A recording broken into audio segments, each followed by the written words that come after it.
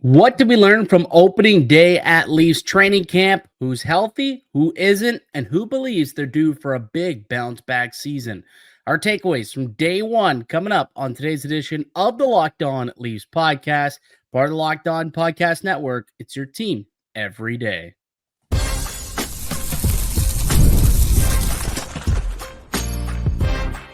You're Locked On Maple Leafs, your daily podcast on the Toronto Maple Leafs. Part of the Locked On Podcast Network, your team every day.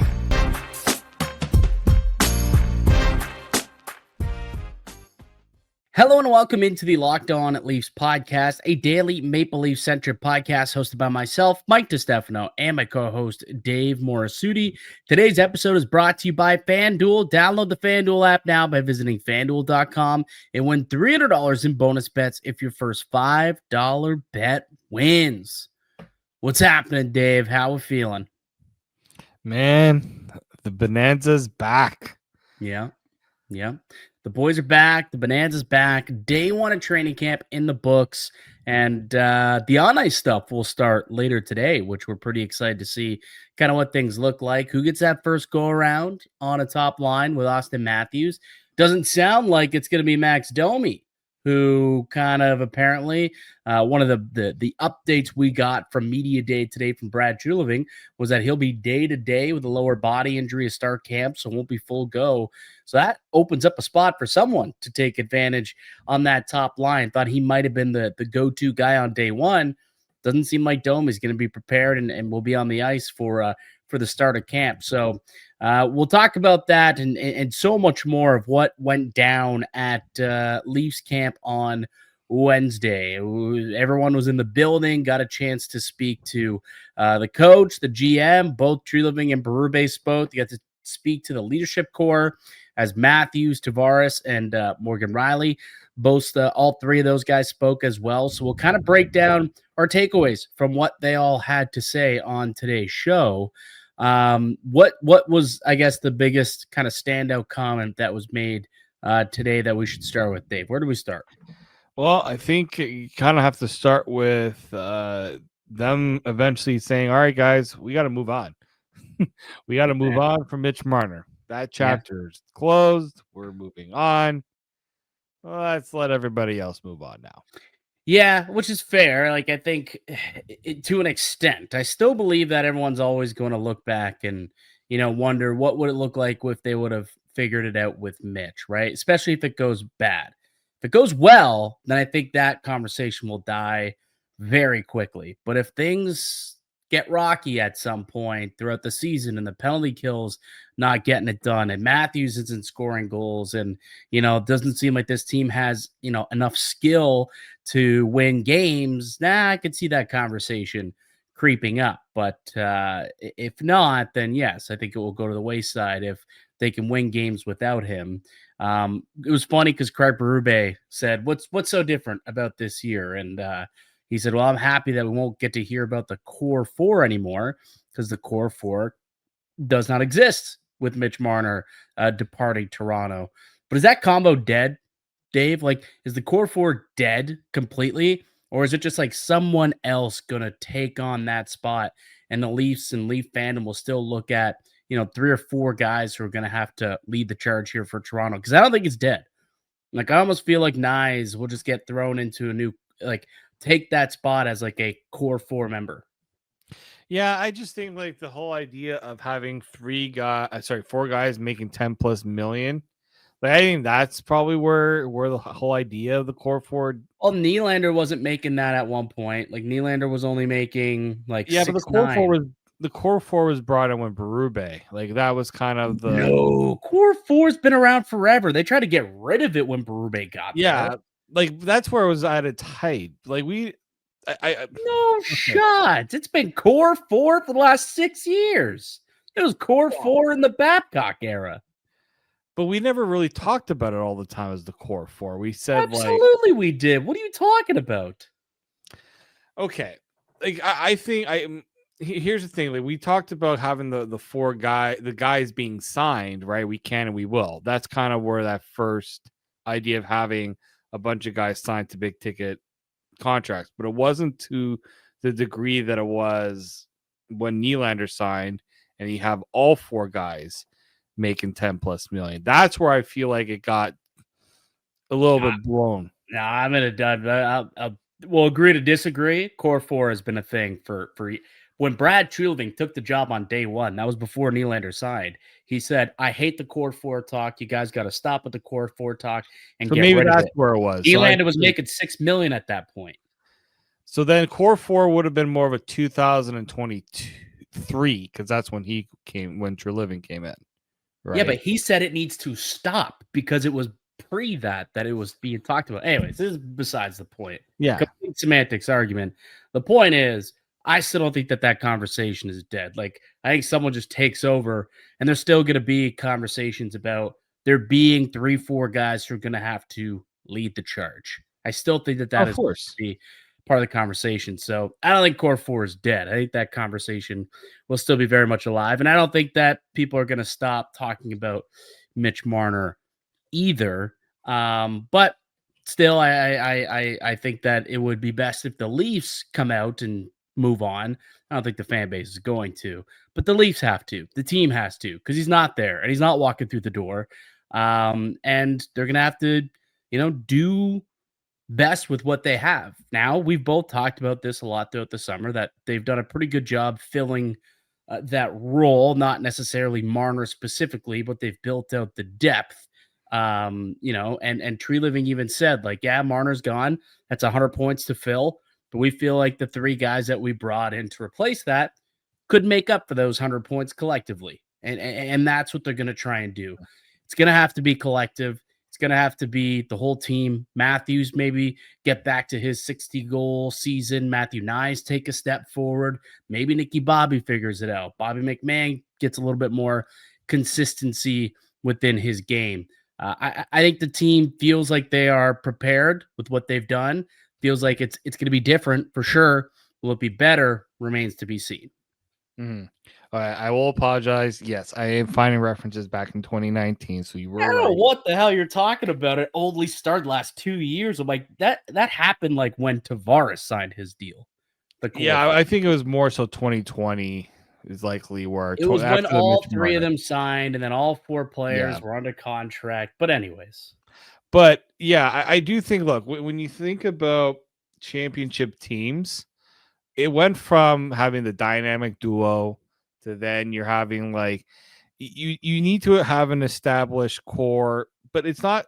I guess what they're trying to say is not. It doesn't take 4 players to win. It takes a team, an entire team. It takes a 23-man roster. It takes all 20 guys that are going to be on the ice each and every night. I think that's what Brad Treliving, I think, has been trying to change ever since he arrived in Toronto. Mm-hmm. He's been trying to make it less about, well, you're not going to make it less about the star players, but he is trying to put the onus on more than just the star players. Yes, to do it. And boy, we found out that he put the onus on quite a few people. Yes, he did. He's asking more of a lot of guys, obviously, and that has to happen when you lose a Mitch Marner, right? Like everyone needs to pull up their weight a little bit in order to even it all out. And the one guy specifically that was talked about today that he kind of pointed at, who he had a tough conversation with, that needs to have a big bounce back season, was Morgan Rielly. Let's come back and talk about that conversation because they both spoke about it today at Media Day. So have that discussion. Where's Auston Matthews at health-wise coming into the season? And what did Craig Berube have to say about what went down today? So all that more coming up later on the Locked On Leafs podcast, part of the Locked On Podcast Network. It's your team every day. Today's episode is brought to you by FanDuel. The NFL is here, and FanDuel is making sure that you're ready for kickoff with a can't-miss offer. Right now, new customers can bet just $5, and if your bet wins, you'll get $300 in bonus bets to use across the app. I love using FanDuel. Allows you to bet on player props, same-game parlays, futures bets, live bets. It's got it all. It makes every game more exciting, whether you're watching your favorite team or you're just keeping an eye on your fantasy lineup. It's quick, it's easy, it's the best way to add a little bit more energy to those Sundays. So you ready to play? Download the FanDuel app now by visiting FanDuel.com to get started. That's FanDuel.com to place your first $5 bet. Welcome back into the Locked On Leafs podcast. Mike DiStefano, Dave Morassutti with you as we are each and every weekday, Monday through Friday on the Locked On Leafs podcast, available wherever you get a podcast. It's all Leafs all the time. So if you want to be locked into what's happening on a daily basis in Leaf land, you're part of Leafs Nation, got to be locked in to the Locked On Leafs podcast. Again, available wherever you get a podcast and also on YouTube. There was quite the conversation apparently that was had between Brad Treliving and Morgan Rielly last offseason. And obviously, Morgan Rielly saw a dip in his play last year. There was a noticeable decline, and it wasn't just the fan base and us that noticed it. Obviously, Brad Treliving, Craig Berube, and Morgan Rielly himself realized it as well. What kind of stood out to you about the conversation surrounding that discussion that Brad Treliving and Morgan Rielly had? What did you take away from what they had to say about it? Well, just the flat out that there was a conversation that what the level that Morgan Rielly was playing is not the level he's capable of, and he needs to get back to that level. It's sometimes those are the difficult conversations, but guess what? That's what Brad Treliving gets paid the big money to have, right? With all these players signed, when you have a Morgan Rielly being paid what he's being paid, you can't accept anything less than what he's being paid for, right? Like, it's just, and we talked about it so much that maybe it was a lack of of a fit with Craig Berube, but clearly maybe that's it seems like that's not really what they believe. They just believe that Rielly just didn't play to his standard. And look, he came into camp, I think it was 6 pounds later. Yep. Came in. We've heard from Nick Lavoie saying he's in incredible shape. Clear, and Treliving said he took it to heart what he had to say. Like, he didn't, Treliving didn't go to him and say, "Look, you need to be better," and Rielly didn't go, "Oh, like how could you say that to me? Maybe I need to get and find and move on and get another a better situation for myself." No, he took it hard. Said, "Okay, I need to be better. I need to go out and do it." And we'll see if what was said will lead to it on the ice. And honestly, I'm excited to see if he could bounce back, because if he can, the Maple Leafs are in a pretty good spot. And he lost 6 pounds, he's a little leaner. He said that he's in the best shape of his life, right? We've heard that lots around this time of year. But he said he had a great chat, and Brad Treliving came out and said that he was in the facility about a week after the season ended. He was in the facility pretty well almost every day, getting ready, training, putting in the work in the off season to get him to, quote, back to the capabilities of what he can play, being a big time puck moving defenseman who could skate. I wonder too, now with Morgan Rielly gone, or with Mitch Marner gone, does that open up the spot for Rielly to go back to the first power play? Because he also mentioned, they had asked him, well, what do you need to do to be better? And he said, well, I got to make sure that I'm skating well, but I also got to make sure that I'm shooting the puck, which I thought was interesting. So he needs to be more dangerous when he shoots the puck. And how many times on the power play have we sat there and yelled at Morgan Rielly to shoot the puck? So I wonder if that's something that he, really did take to heart, and where he's like, okay, if I'm going to do what I have to do for this team, what they ask of me, part of that has to be success on the power play.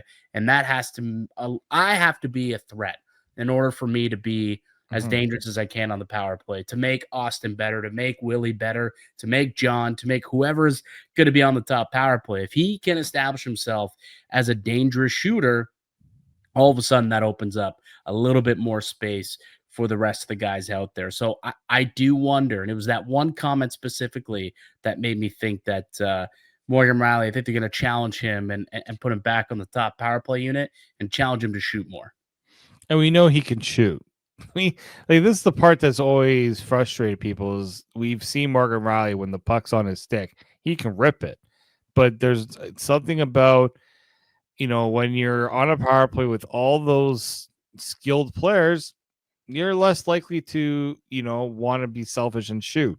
Mhm. Or if you do shoot, it's not exactly doing much. So I'm hoping that that's something he worked on this offseason is his shot, because that power play, we always talked about how predictable it got. All right, they're going to try to feed it to Auston Matthews. All right, they're going to try to feed it to William Nylander.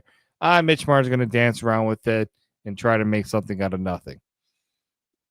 We never talked about Morgan Rielly, right? Even the last few years, it wasn't really talked about as like he can do damage on the power play. Like, we know he is the quarterback for it, but we never talked about, his shot's going to be making things so difficult for the opponent.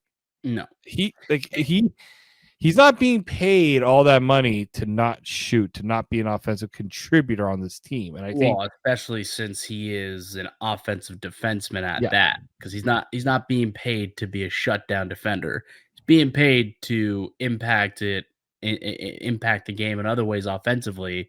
And as a defenseman, you better be able to do that on the power play as well. So that's something that I'll be curious to see what the power play looks like when they get on the ice today. Is Morgan Rielly back on PP1 with kind of an opening now that Mitch Marner is no longer on the team to operate from the point? Do they go back to Morgan Rielly? Will they maybe keep it as a 5-man unit and have someone else play that role? Perhaps maybe OEL gets the opportunity, but I'd be shocked. I think that they want to make it work with Morgan Rielly. Part of that tough conversation was, probably, hey, there's a reason why you weren't there, reason why you weren't on the power play.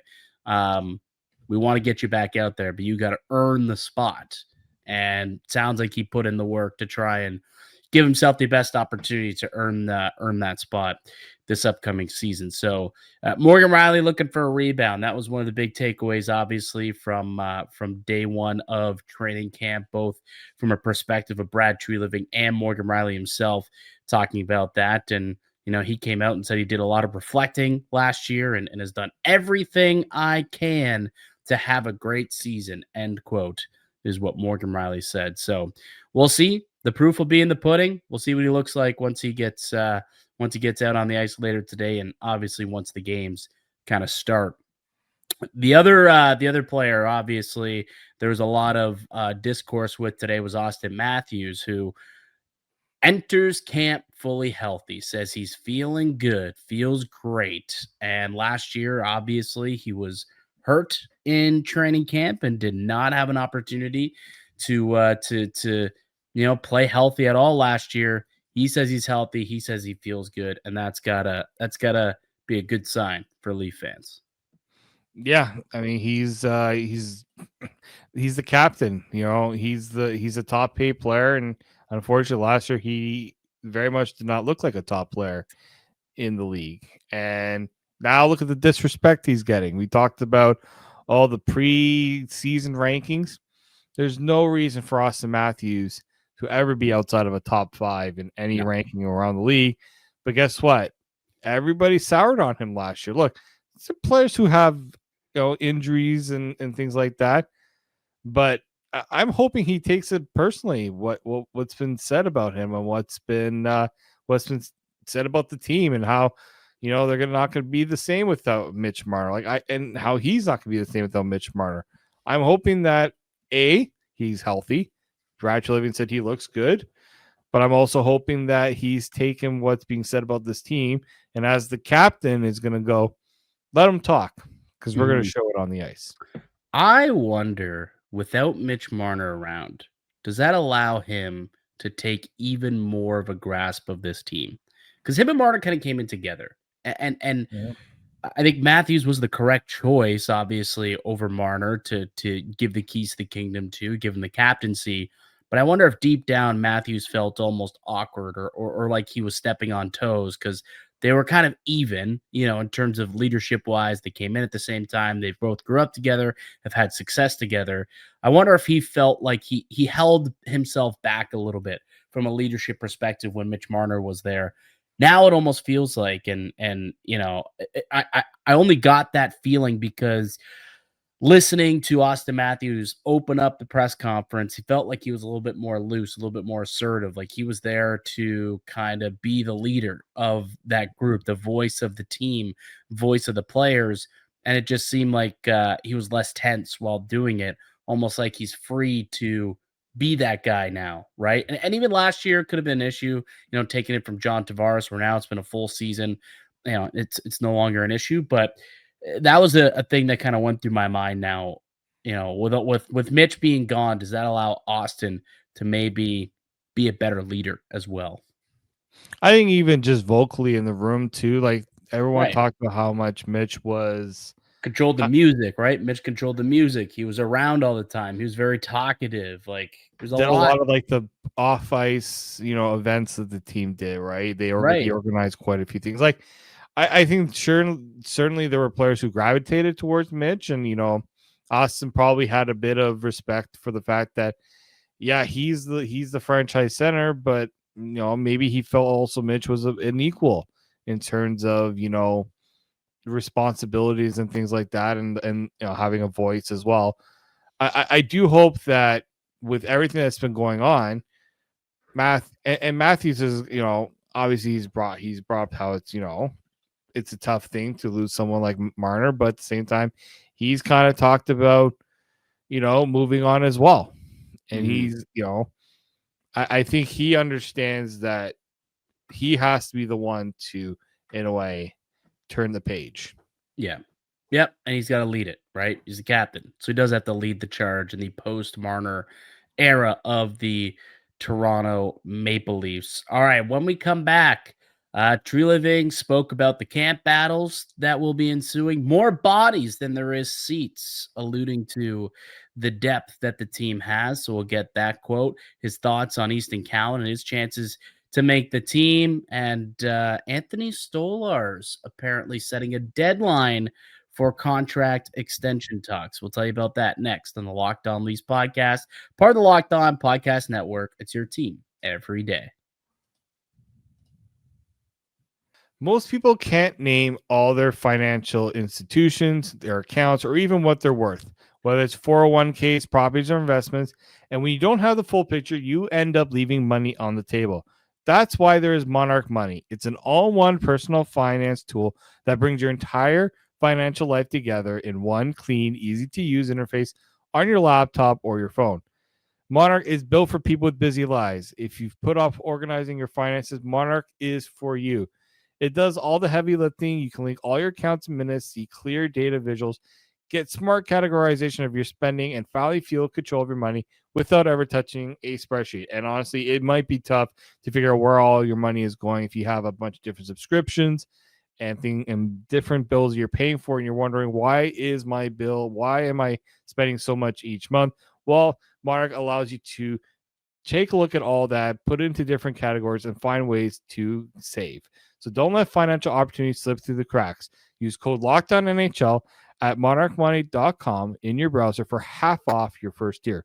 That's 50% off your first year at monarchmoney.com with code LOCKEDONNHL. The Locked On Leafs podcast continues. Mike DiStefano, Dave Morassutti with you, reacting to day one of Maple Leafs training camp. No on-ice sessions yet, so that'll be tomorrow's show where we will be going through what the lines look like and who gets that top spot next to Matthews and Nyes. Sounds like it's not going to be Max Domi. He is going to be limited through the first couple of days of training camp. Do you have a guess as to maybe who takes that top spot later on today, Dave? No idea. I think it'll be Matias Maccelli. I know they said they didn't want him to take that spot right away, but that was also when Max Domi was an option. Now that he's not an option, that's the next best, I would think. I can't wait for it to be, I don't know, or surprise. Calle Jarnkrok's the guy. No, it's not going to be Calle Jarnkrok. Yeah, it could be Calle Jarnkrok. It could be. Like, honestly, that's not an awful suggestion. Calle Jarnkrok and Auston Matthews have played together in the preseason when Cali first got to Toronto. I think he had a 20-goal season playing with Matthews for a couple of weeks there. Yeah. That's not an awful suggestion. No. But maybe Easton Cowan, maybe Nick Robertson, maybe it's an opportunity for them to get Nicky Bobby, give him the first crack, give him the first shot as a veteran, a guy who's been there for a while to earn his keep, earn a role there. So I think there's going to be options. I'll be curious to see what that looks like. So make sure you check back tomorrow. We'll dissect what the on ice product looks like and who gets the first shot to play with Auston Matthews and Matthew Nyes and what the rest of the lineup looks like moving forward as we get through day number 1. So Brad Treliving was talking about how there's more bodies than seats this year. And, that's alluding to the amount of competition he expects at camp. That top spot is a perfect example of the competition that will be ensuing. But there's a lot of bottom 6 players, a lot of depth players this season. There's more than 23 NHLers, I would say, on this roster. So it's going to be an important camp. And, to me, competition brings the best out of people. I'm expecting a hard, grueling camp, specifically for some of those guys in the bottom 6, trying to prove that they're worthy of that opening night roster spot. Yeah, and he went on to say, like, doesn't matter if you're 20 years old or you're 35 years old. If you're contributing, you find a way to give us a good chance, you're going to make the team. Yep. And I know that was obviously a mention of Easton Cowan there. Craig Berube was not as enthused with kind of that idea, if you kind of just from how I kind of heard him talk about it. But I think it's the first season where I feel like there's going to be some very tough decisions that are going to have to be made in terms of players being put on waivers. Players are going to be told, you used to be able to say I had an NHL spot. Not anymore.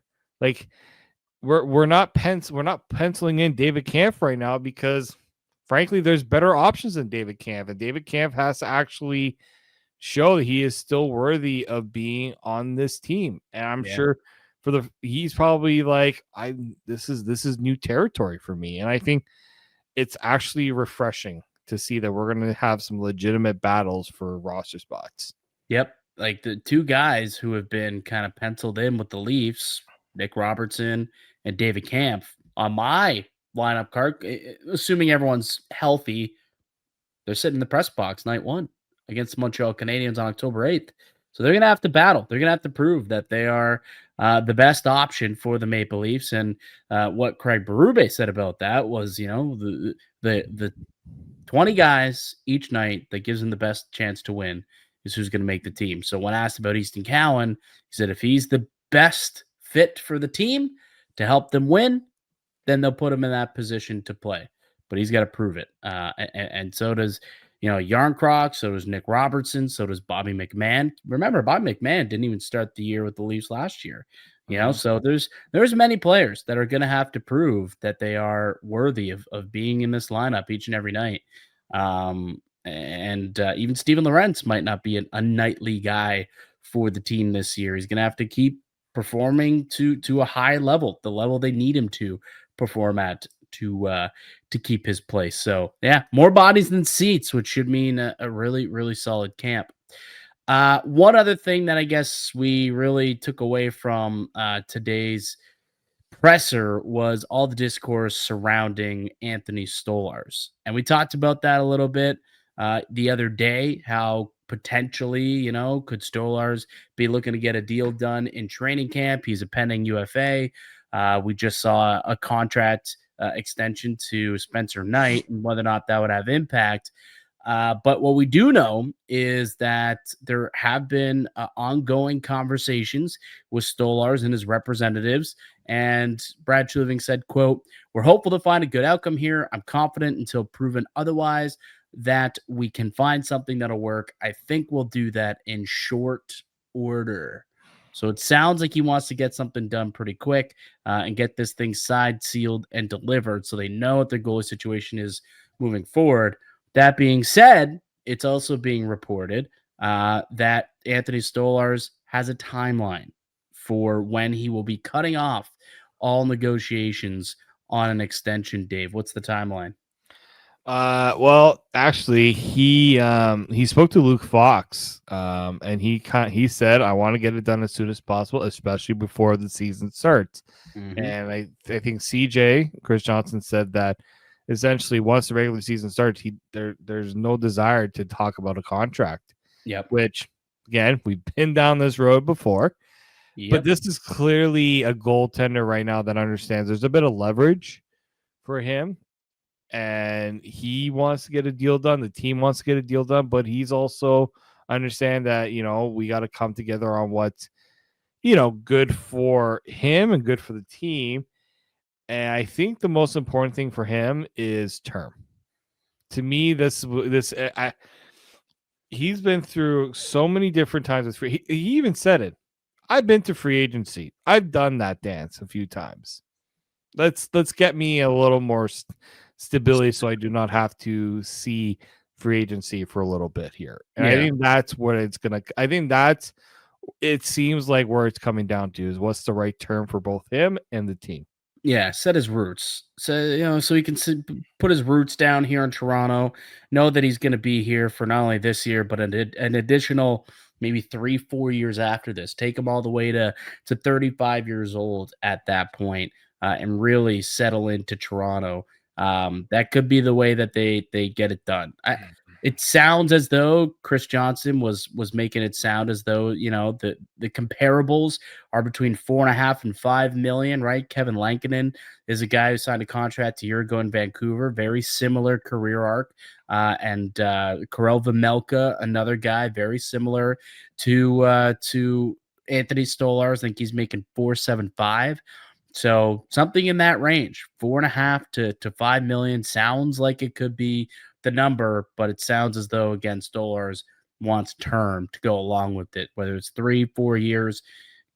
Gonna have to be some term if he wants to get something locked in and locked down for the Maple Leafs before the end of training camp and before the regular season kicks off on October 8th against the Montreal Canadiens. Anything else that stuck out to you from today's day one of camp, listening to Berube, listening to Treliving, the leadership group with Matthews, Tavares, Rielly? Anything else stick out to you? Not really. A lot of the same answers we've kind of expected. How do you help this team get over the hump? Blah, da, da, da. It's like, okay, we've heard this. Oh, we got the Treliving answer on Dillon Dube. Yes. That is not a focus on this team, and I think we kind of expected that, especially, I think for any of the Canadian teams, I think Edmonton was asked about Carter Hart. That's not even on their radar right now. That should tell you something. Yeah. Alex Formenton, he's still technically with the Senators. I think he's an RFA, and they're like, yeah, we're trying to find a trade partner. We're just trying to find a split there. So, like, if you're a Canadian team, especially, if you're one of these 5 players, I don't think you're going to be finding anything in Canada at this stage. Couldn't a team just offer sheet him? Probably. Like, as an RFA, can't he be offer sheeted? And like, I don't know if there's like deadlines or stuff for offer sheets. I don't know if there is either, I suppose, but as long as they keep the number to like under 1.4 or something like that, where you have to give up a 3rd round pick, and I'm sure these players will play for league minimum just to get back into the NHL. I don't think the Senators are looking to get. I think conditional 7th, conditional 7th future considerations type. Give us a player who's not even anywhere close to being on the NHL radar if you need to get rid of the roster space. That's fair. That's even if someone wants to go down that path, which it doesn't seem like the Leafs are wanting to do, despite there being a bit of a report on that earlier in the week. Doesn't sound like the Leafs are going to be in the Dillon Dube business anytime soon. So yeah, there was quite a bit that was said throughout camp today, but sounds like everyone's enjoyed their summer, happy with how they trained to get ready for the upcoming season. And today the real stuff begins on the ice. So they'll get through the first portion of on ice testing. We'll get a look at the lines So far early in camp. We'll see what's going on with the power play. I'm very intrigued to see what the first power play looks like as well. So lots still to come in camp. Only one day down, still a couple weeks ago. And then we got a game on Sunday taking on the Ottawa Senators. So really quickly, only a few days of on ice sessions, then bam, right onto the ice for a game on Sunday. And we'll be here each and every weekday to break it all down. But that'll do it for us here today on the podcast. I'd like to thank you all for listening and supporting the show. You can subscribe to the Locked On Leafs podcast on all platforms and receive daily Leafs content. Follow myself on Twitter at Mickey_Canuck. Follow Dave at D_Morassutti, and follow the show as well at Locked On Leafs. We'll be back with another episode for you guys tomorrow to continue breaking down day one of on ice sessions from Maple Leafs training camp. Until then, keep it locked right here on Locked On Leafs.